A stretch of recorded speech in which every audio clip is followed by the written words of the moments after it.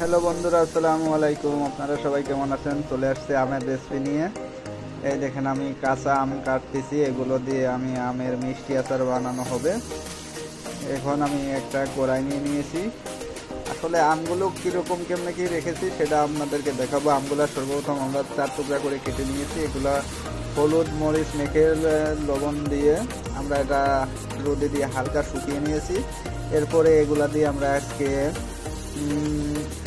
আমের মিষ্টি আচার বানাবো। আমরা 1 কেজি পরিমাণ চিনি দিয়ে দিয়েছি। এখানে একটা কড়াই নিয়ে নিয়েছি, কিছু দারচিনি ও এলাচ দিয়ে দিয়েছি, 2টা তেজপাতা দিয়েছি।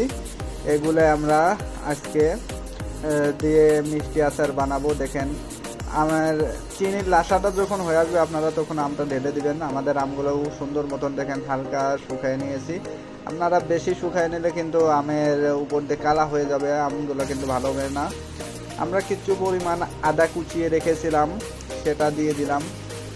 দেখেন সুন্দর মতো আদাটা আমরা কিন্তু কুচিয়ে নিয়েছি। আর এই দেখেন আমাদের আমগুলা কিন্তু ভিজাও নাই শুকনাও নাই, মানে শুকায়নো একদম বেশি শুকাই নাই, কিন্তু হালকা হালকা গায়ের পানিটা শুধু শুকানো হয়েছে। এখন আমরা আমগুলো ঢেলে দিব বা দিয়ে দিব এক কথায়। দেওয়ার পরে এগুলো আস্তে আস্তে, চুলার জালটা কিন্তু বেশি বাড়ানো যাবে না, আস্তে আস্তে দিবেন। এরপরে সুন্দর মতো একটা নাড়া দিয়ে দিবেন। দেখবেন আম কিন্তু আস্তে আস্তে সুন্দর মতো হয়ে আসবে। আসলে আমের আচার কে না খেতে চায়। আসলে এটা একটা টেস্টিওয়ালা জিনিস। সবাই কিন্তু আচার বানাইতে পারে না, আবার অনেকে অনেক রকম আচার বানায়। আমরা আল্লাহর রহমতে অনেক প্রকার আচার বানিয়েছি। শুধু আপনাদের মাঝে মিষ্টি আচারের ভিডিওটাই দিয়েছি। আমের আমরা এই সুলকা সহ সেগুলো আমের টক আচার বানিয়েছি, ঝাল টক। আর এটা বানাইতেছি আমরা মিষ্টি আচার। আমরা বানিয়েছি মুরব্বা। মানে আম এক কথায় এক মনের বেশি আমরা আচার কিন্তু বানিয়ে ফেলেছি আমের।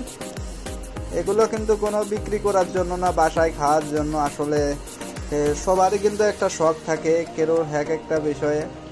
এই রান্না বাড়ার বিষয়টা আসলে অন্যরকম একটা বিষয় হয়ে গেছে থাকতে থাকতে করতে করতে। দেখেন, আমরা কিন্তু আসলে ভিডিও কিন্তু দেখতে দেখা যাচ্ছে অল্প একটু সময়, কিন্তু আসলে না। এরকম আপনারা চুলা হালকা জালে এরকম আচারটা কিন্তু বানিয়ে নেবেন। দেখবেন আচারের গায়ের মাংসটা কিন্তু একদম গলে কোনো দিকে যাবে না। আপনারা হালকা আস্তে আস্তে কুসুম দিয়ে নেড়ে দিবেন যাতে আমগুলো গলে না যায়। দেখেন যে চুলার জালটা, আমি কিছু মরিচের বিচি ফেলিয়ে দিয়েছি, এগুলো আমরা দিব কিছু। মানে আর এটা আমার গালা আচার হচ্ছে।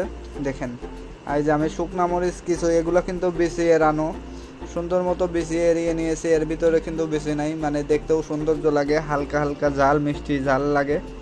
মানে এটা মিষ্টি আচার যদিও, কিন্তু দেখতে কিন্তু সুন্দর দেখা যায় যখন বয়েমে রেখে দিবেন। আসলে আম কিন্তু আচার কিন্তু একবারেই খাওয়ার জিনিস না, যদিও অল্প অল্প করে খেতে হয়, খাইতে মজাও লাগে। অবশ্যই আপনারা আমের আচার খাওয়ার দাওয়াত দিলাম, আইবেন আমাদের বাসায়। আমের আচার খাওয়ার দাওয়াত দিলাম। এতদিন তো মাংস খাওয়ার দাওয়াত দিছি, এখন আমের আচার খাওয়ার দাওয়াত দিই। যেহেতু আমার রেসিপি হলো শিবলু কিচেন, অবশ্যই আমার ভিডিওগুলো সাপোর্ট করবেন, ইউটিউব চ্যানেল সাবস্ক্রাইব করবেন।